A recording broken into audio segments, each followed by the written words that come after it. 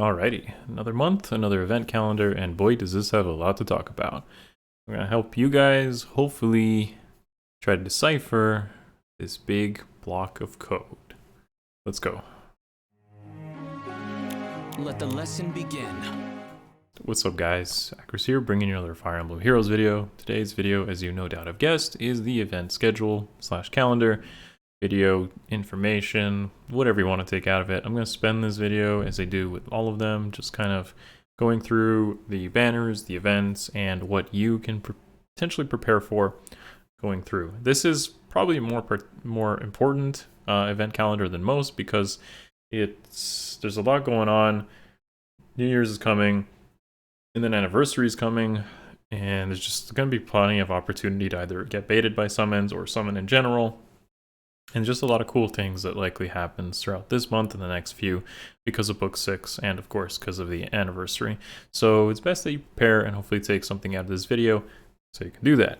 So yeah, before we begin, smash the like button and sub. Of course, I'm going to ask every single time because every single time you do it, it actually helps. And I notice it. The videos that get more of those thumbs up versus those that don't tell me which ones you guys prefer, and therefore I produce those videos in which there's more attention for or that do better. It's really as simple as that, and the YouTube algorithm also says, hey, you should make these videos as opposed to these. That's worth more of your time. Just sharing that information so you guys know exactly why this matters and why I keep asking for it. Not going to spend the whole video talking about that, but let's actually talk about the event calendar and what this means. In this particular video, I'm actually going to highlight the portion of the calendar that I'm talking about so as not to confuse you, and of course reference specific events in there. What I want to begin this with is actually Ascended Legendary over here. Now, Ascended Legendary already had a banner, and of course her Tempest Trials didn't actually conclude. As you can see here, Tempest Trials Ice and Flame finale implies that we're probably going to get some sort of finale between Ascended Fjorm and Ascended Legendary, because Thor was the final boss of the previous one, and Ascended Legendary was not necessarily in combat with Fjorm yet, so we're going to see how that nicely wraps up. A question to be asked, though, is whether they're actually going to provide another Ascended hero within the upcoming Special Heroes banner with that Tempest Trials. If I was to take a guess, I'd probably say no, I don't see that happening until we get a new Heroes banner, probably in the next month in January, where brand new Tempest Trials happens, or potentially even the Special Heroes on the new year. We'll see, because of course they still want to provide us with Ascended Florets, and I feel like they want to probably tie it into some sort of story. So since we're wrapping up the Ice and Flame arc, I think they're not really going to introduce any new ones. I could be completely wrong, and that would more or less be a pleasant surprise, to be honest. But yeah, so Ascended Legendary and Fjorm, probably what's happening in the upcoming Tempest Trials. Excited to also see what freebie we get, and of course the seals, because those are definitely starting to go really down there on limits on what they can do, both on the freebies and that. Like an armor, for example, right now would be really good. We usually get one on Christmas time, and of course the seals are getting better and better. Kind of waiting for like a ground order seal that would be pretty good for arena defense and just in general. So let's see where that goes. Next thing I want to talk about is the Hall of Forms coming up, which, as you can see, is on the 19th or 20th, depending on which part of the world you're in. So what I have here is a big list of Fates units. These are all 5-star exclusive. You can pause the video, zoom it into full screen if you want to exactly see what this is. But effectively, these are the some of the 5-star Fates units, and we're going to get a Fates Hall of Forms. Honestly, the Fates options are pretty good and would likely steal a Forma Soul from me as well, because there's some really good one-offs here, like Valoria, for example, would be really nice. I'd actually even go for like an Elise, because we haven't had a healer in forever. Even Hanoka Warrior Princess, aka the Flyer with the bow, is really strong. There's just a lot of good candidates that would likely entice me to use my Forma Soul, and I'm assuming most of you as well like Fates and such. Even a shout out to Lilith there, who still has a very unique preference weapon and would make a good Forma option even as one-off units. So definitely kind of cool. Also, I do want to talk about the Grail units, because we usually get a Grail option as well. So a couple of the ones over here. For example, we could very well get someone like Fallen Takumi, or maybe they're going to say that for like some sort of Fallen Hall of Forms like they did before. Maybe we'll get someone like Iego, which I actually think would be a solid Hall of Forms, especially tied into Summoner duels, maybe Young Azura, but maybe we've already gotten that one, so I can't really remember off the top of my head. HS Camilla for sure would tempt me, just because trace skills and whatnot. So yeah, just in my respective opinion here, but there's definitely some cool options as well, and let's see where that takes us. Next up is our revival on Dithorba. So Dithorba is whatever. Honestly, guys, this is not much to talk about in terms of Grand Hero Battle revivals. She just doesn't really have much going for her.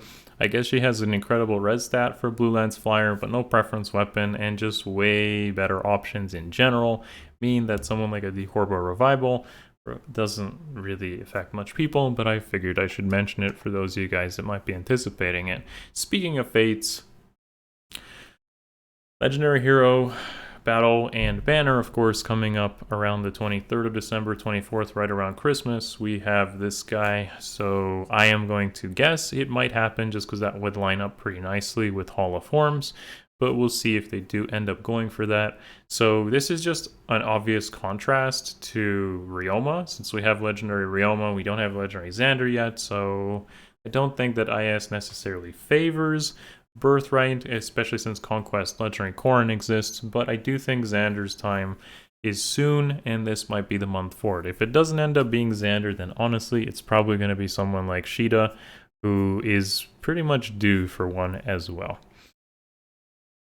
Finally, we're going to jump into some of the banner-related talk here. So as you can see, I've highlighted some of the banners.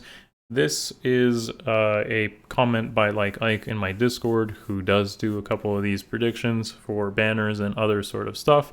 Thank you and shout out to him, just to save me a lot of time. So he's predicting these particular candidates for the Push 4 banner, the Duel banner, yes, Duel 4 he assumes, and so do I, and the Moonbow banner. So you can see over here, there's just a list of candidates. Again, pause or zoom in if you can't necessarily see that, but I tried my best to make it as legible as possible for you guys.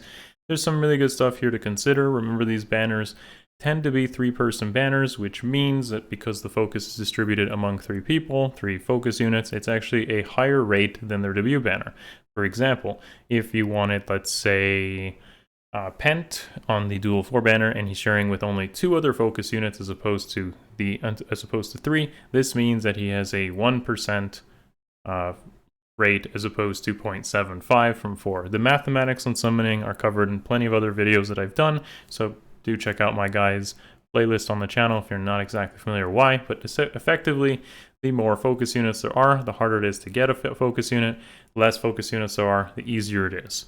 And this is why Legendary Mythic banners is really difficult to get certain things, and why banners like this could potentially be good for you to accrue copies or fodder, notably. Okay, next up here is going to be talking about the Forging Bonds Revival banner, which is happening soon as well, and notably there is Fallen Edelgard and Menace skills. Now, personally, I'm not a huge fan of Menace skills unless they're in Arena, where they're probably going to get the most amount of usage. AR, you're not going to be really in space. You're not going to have like space to use them properly, but there are definitely some solid candidates for Menace, especially on tanks.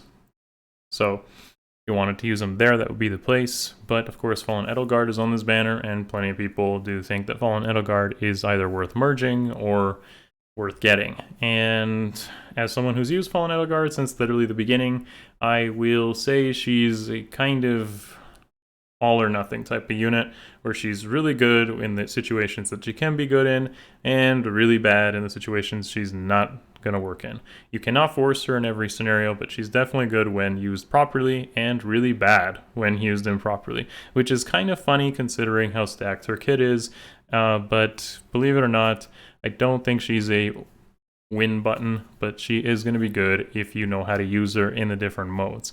As when it comes to like merges and such, I don't really think she's worth a +10. There's definitely better +10 units like Ninjoran, for example, that could potentially even win Hero Rises, or share with someone like Thor and just save up for double specials, which is honestly going to be a way better type of unit for both Arena and AR, strictly speaking. So this banner, even though it has the spark, is not necessarily a must pull, but I wanted to give you guys my thoughts on it.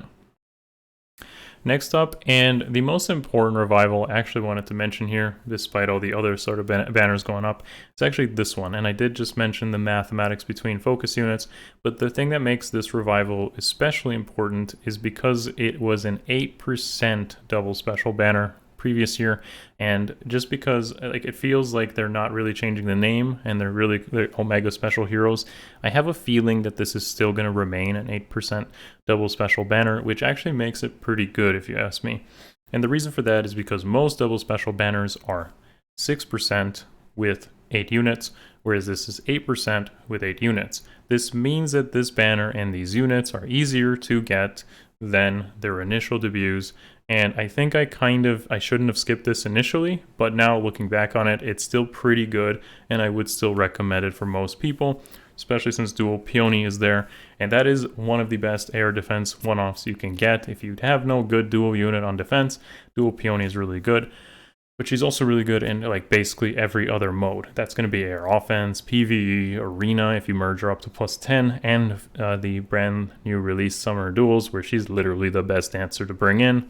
So again, just bring this one to your attention. That might be worth saving for, and potentially aiming for Duel Peony, if anything, the most notable one there. Finally, with New Year's and even Christmas time, they do tend to give us like tickets, so keep that in mind that a lot of this stuff should be kind of easier to get than normal, and this is including like the legendary banner and of course the New Year's stuff. So be ready to be thrown a bunch of summoning tickets, but despite that, don't get baited to break pity rates or feel like you absolutely need some of these characters. Tickets is a good way for them to encourage you to summon beyond what you were comfortable with.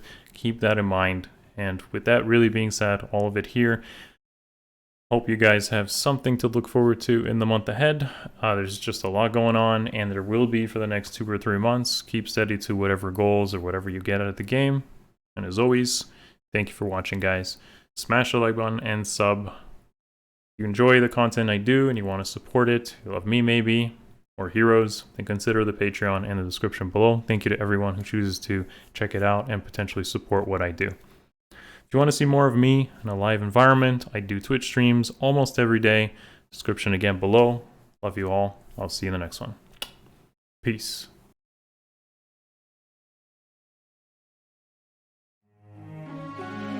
It's over.